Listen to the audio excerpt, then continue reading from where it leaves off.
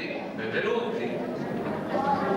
Come ormai da 9 anni a questa parte ci ritroviamo alla fine dell'anno per concludere l'anno possibilmente in allegria. Noi chiamiamo sempre questa nostra manifestazione saggio musicale. Non è un saggio, non è un concorso, non è un saggio di bravura, è parte dei lavoretti che i ragazzi hanno acquisito nel corso dell'anno, nell'esperienza loro musicale. Quindi ascolteremo una serie di piccoli brani musicali. Inizieranno i bambini delle primari, prima B, con l'eseguire 7 brani, ma sono dritti, non spaventatevi. Complessivamente poi, tra i bambini, i ragazzi di prima, di seconda e di terza, eseguiremo 14 brani musicali strumentali. Se riusciamo ad andare avanti senza molti intoppi, entro mezz'ora terminerà questa parte strumentale. Sono tanti brani ma sono molto brevi. In ordine eseguiranno una canzoncina popolare francese con i flauti, dal chiaro di luna, la solita canzoncina di Mozart, che è il primo brano che i ragazzi imparano con l'uso del flauto. In pratica è un brano semplicissimo che serve più che altro per iniziare a muovere le dita sul flauto. Eseguiranno subito dopo l'Inno alla gioia, un altro brano popolare francese, Alouette, un brano popolare inglese, Polly Ully Daddle, il canto dell'addio. Lo suonate anche voi il canto dell'addio? Ah, ecco, vedi, l'ho già sbagliato. Allora, il canto dell'addio verrà eseguito invece dai ragazzi di seconda e terza. Fratello Sole, la colonna sonora del film Fratello Sole, Sorella Luna, invece la eseguiranno i bambini di prima insieme ai ragazzi di seconda e terza. Eseguiranno poi i ragazzi più grandi il valzer, un valzer famosissimo tratto dall'operetta dalla Vedova Allegra, che tutti conoscete. Quindi subito dopo è un ventaglio di brani senza un nesso né cronologico né stilistico, perché da un brano di operetta passeremo a un brano popolare, riprenderemo subito dopo magari con un brano di musica classica, per ritornare magari subito dopo a un brano jazz o blues, spirituals addirittura, proprio per dimostrare come i ragazzi riescano piano piano ad interpretare vari stili, dalla musica classica alla musica popolare e popolare dei vari stati in generale. Eseguiranno poi il Vino dei Castelli, famosissimo brano popolare romano, e subito dopo inizierà l'esecuzione di 4 brani importanti, sono sempre brevi, però sono importanti. Eseguiranno a 3 flauti, 3 gruppi diversi ragazzi, quindi a un certo momento ragazzi, quando vi dirò sistemiamoci per il primo gruppo, secondo e terzo, cerchiamo di non fare il solito baccallo che facciamo sempre in classe. Con ordine riusciremo a metterci in ordine, risparmiamo un sacco di tempo, d'accordo? Quindi eseguiranno un brano russo di Mussorgsky a 3 voci, quindi 3 flauti diversi. Ogni gruppo suonerà una melodia diversa rispetto all'altro gruppo. Poi eseguiranno di seguito la piccola serenata notturna K525 di Mozart, che è un brano molto bello, molto dolce. Speriamo che riescano a renderlo dolce durante l'esecuzione ragazzi, perché per esperienza so che durante le prove si riesce a tenere il ritmo regolare e tranquillo. Durante il saggio ragazzi accelerano tutto, inconsciamente accelerano perché non vedono l'ora di terminare il brano, è una cosa inconscia. Poi eseguiranno una colonna sonora famosissima, colonna sonora di un film di guerra, Il ponte sul fiume Quay. Per terminare eseguiremo l'Alleluia famoso di Handel, tratto dal Messia, dall'oratorio Il Messia di Handel, e poi ci saranno fuori programma. Non l'abbiamo inserito nel programma perché veramente non volevamo farlo, invece i ragazzi vogliono eseguire questo brano a tutti i costi, devo dire che lo eseguiranno un gruppo di ragazzi. Devo dire che l'ultimo brano è difficile, è abbastanza difficoltoso a livello di esecuzione, proprio di manipolazione del flauto stesso, considerando poi che sono tutti ragazzi che molto probabilmente, sono sicuro, dopo la scuola media quasi nessuno continuerà a studiare musica. Chi continuerà a suonare musica lo farà a livello diciamo popolare, semplice con la chitarra, il flauto difficilmente continueranno a toccarlo, capito?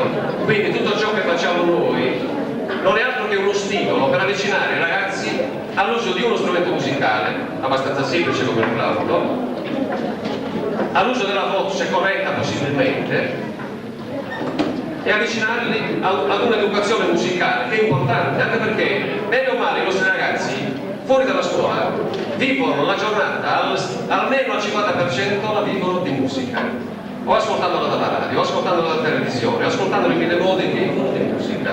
Quindi specialmente noi a scuola dobbiamo cercare di educare i nostri ragazzi a farne un uso corretto della musica e non ad ascoltare la musica per esempio a tutto volume, come spesso capita, con le cuffie, senza le cuffie e così via. Quindi un uso corretto dell'ascolto della musica in generale.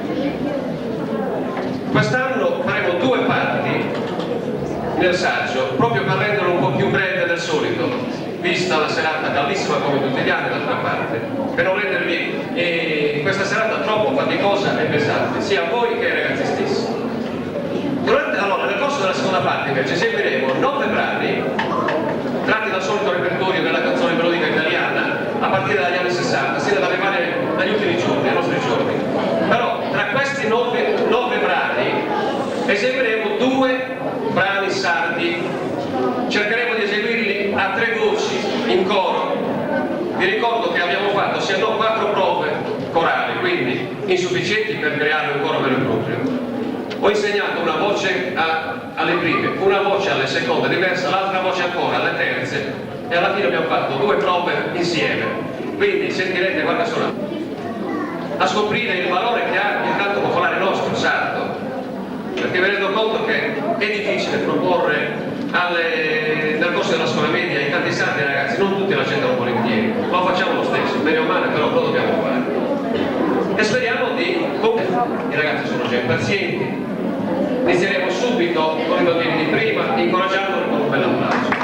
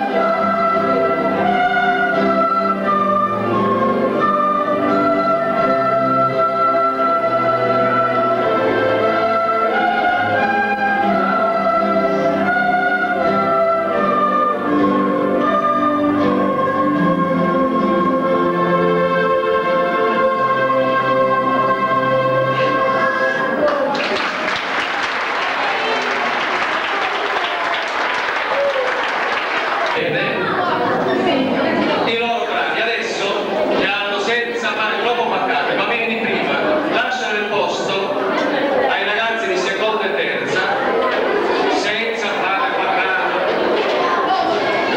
I luci ci sono sempre, è sempre questo. Allora, va bene di prima adesso prendono il posto in piedi dei ragazzi di seconda e terza. Su.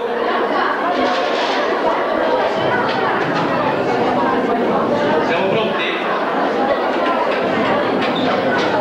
Mi raccomando di dietro silenzio.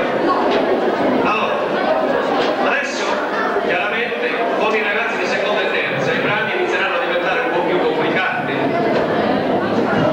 più difficili nell'esecuzione. Perché? Perché hanno già un anno in più di esperienza musicale e mi sembra giusto proporre sempre dei brani che richiedono maggiore attenzione e maggiore impegno, ragazzi. Così si abituano anche.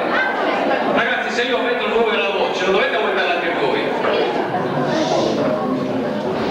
Allora, mi sembra giusto che in seconda e terza i ragazzi iniziano a suonare dei brani un po' più complicati, un po' più difficili per quanto riguarda l'esecuzione, perché devono capire che non è facile suonare in un'orchestra, che richiede molto impegno lo studio musicale, non è un gioco. Uno è strimpellare lo strumentino, uno studiare veramente musica, che non è veramente un gioco, studiare musica seriamente. Studiare musica vuol dire impegnarsi tantissime ore al giorno nella pratica strumentale, nella teoria musicale, lettura e così via. Nel loro piccolo i ragazzi cercano di farlo. Allora, siamo pronti? Eseguiremo adesso il canto dell'addio, un brano triste, che in pratica è una canzone popolare scozzese. Eseguiremo subito dopo un valzer dalla Vedova Allegra, Pino dei Castigli, un brano popolare, La grande porta di Kiev, Piccola serenata notturna, Il ponte sul fiume Quay e l'Alleluia di Handel, più un fuori programma.